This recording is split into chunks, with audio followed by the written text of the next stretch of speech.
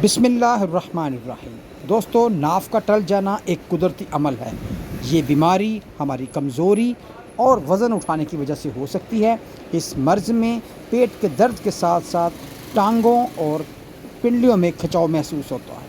اس video میں professor محمد شعیب جہانگیر آپ کو ناف ٹل جانے کی صورت میں اس کے بے شمار حل بتائیں گے اور ناف میں تیل ڈالنے کے بھی آپ کو فوائد بتائیں گے۔ تو آئیے ویڈیو شروع کرتے ہیں۔ سب سے پہلے ہم بات کرتے ہیں امبیلیکل کارڈ، جسے نارو کہتے ہیں۔ یہ ہے کیا؟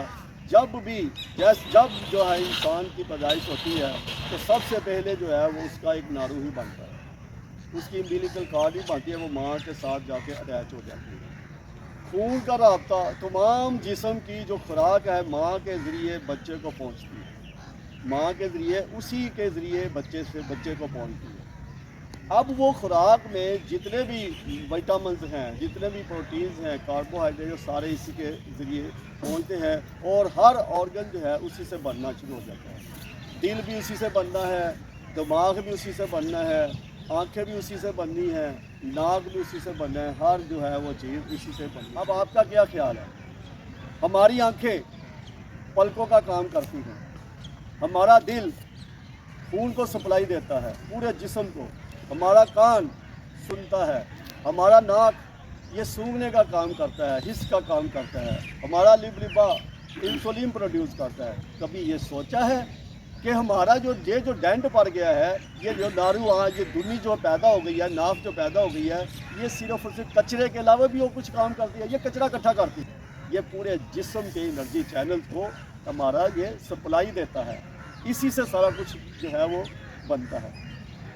اب ہم یہ دیکھتے ہیں کہ اس کے اندر 2400 قسم کے بیکٹیریا پائے جاتے ہیں، 2400 قسم کے، اور ہر انسان میں جب سرچ کی گئی تو 67 قسم کے انسان میں بیکٹیریا مختلف قسم کے ہوتے ہیں، ہیلدی بھی ہوتے ہیں اور ان ہیلدی بھی ہوتے ہیں۔ ہم اس میل کو باہر نکال دیتے ہیں، اس کی اسٹڈی کی گئی تو اس میں بیکٹیریا پائے جاتے ہیں۔ اب ہم نے کرنا ہے، جب ہماری آنکھ، ہمارا کان، ہمارا جسم خشک ہونا شروع تو پھر ہم اس کا علاج کرتے ہیں، اس کے ذریعے پورے جسم کا علاج کیا جاتا ہے۔ کیوں؟ کیونکہ سارے انرجی چینل اسی سے کھلتے ہیں۔ اب علاج کیا ہے؟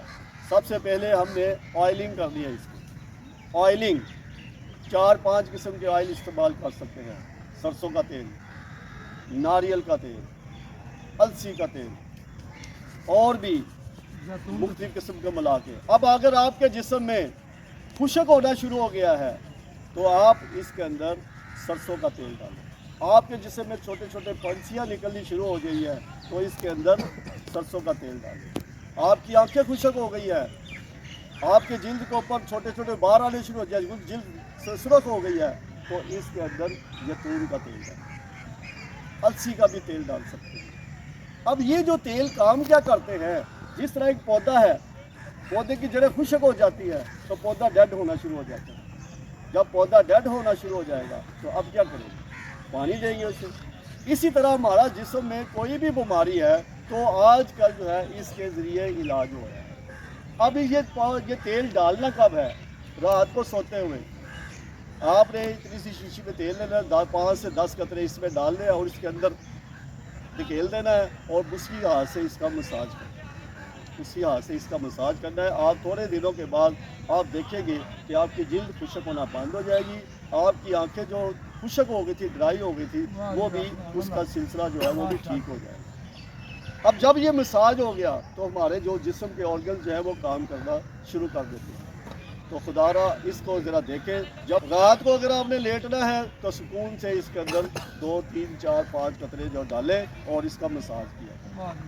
اس سے انشاءاللہ آپ کو جب آپ عادت ڈال دیں گے تو چھوٹی چھوٹی بیماریاں جو آپ کو آنے والی ہے اللہ نہ کرے تو وہ بھی ٹھیک ہو جائیں گی۔ ایک اس میں ہے ناف پڑ جانا، ناف پڑ گئی ہے، یہ ادھر سے ادھر چلی جاتی ہے، تو اس کا طریقہ کار کیا ہے؟ یہ 2-3 ایکسرسائز کریں، یا اس کو چیک کرنے کا طریقہ کیا ہے؟ دھاگا لے لیں، ناف سے اوپر رکھ کے دیکھیں، اسی کو یہاں سے لے کے یہاں تک، اگر اس میں تھوڑی سی بھی ویریشن ہے، اگر یہ دونوں ایک جیسے ہیں فاصلے، تو اس کا مطلب ہے ناف نہیں ہے۔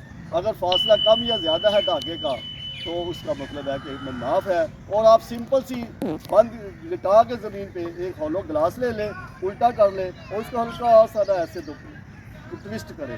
جب ٹوسٹ ہونا بند ہو جائے تو اس کا مطلب آپ کی ناف نکل گئی. یہ پہلا طریقہ ہے. پھر دوبارہ سن لیں. دوستوں ایک خالی گلاس لیں اور پیٹ پر اس طریقے سے رکھیں کہ اس گلاس کے درمیان میں ناف آئے اور اس کو گول گول گھماتے جائیں.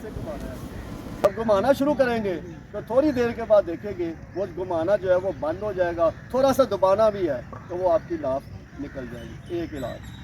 دوسرا علاج یہ ہے کہ لیمن لے لیں, لیمن کو کاٹیں, سہاگا لے لیں, سہاگے کو توے کے اوپر رکھ کے فل کریں اور اس کا جب وہ پاؤڈر بن جائے تو لیمن کے اوپر چھڑک کے اس کو دبائیں. کبھی بھی آپ کو ناف نہیں پڑے گی. تیسرا طریقہ یہ ہے کہ یہ جو پاؤں ہے یہ انگوٹھے تیل لے لیں اور اس کے اوپر ایسے ملیں. یہ اس کا علاج ہے. تو یہ کبھی بھی آپ کو ناف نہیں پڑے گی. اب آج کے بعد اگر آپ یہ کرنا شروع کر دیں گے تو انشاءاللہ چھوٹی چھوٹی آپ کو پرابلم نہیں آئے گی. آپ کا بہت بہت شکریہ. TWC والوں کا بھی بہت شکریہ. آصف صاحب کا شکریہ, عمران صاحب کا بھی, اور یہ ڈاکٹر صاحب جو بنا رہے ہیں یہ وسیم صاحب, ان سب کا بھی بہت بہت شکریہ. دوستوں اگر آپ ناف کی وجہ سے بہت زیادہ پریشان ہیں, آپ کی کمزوری ہے, درد رہتی ہیں, تو آپ کرشی انڈسٹریز کی بہت اچھی دوائی جس کا نام جوارش جالینوس ہے, اس کی ایک چمچی صبح شام کھائیں تو انشاءاللہ بہت فائدہ ہوگا. Thank you very much. Allah حافظ. Take care.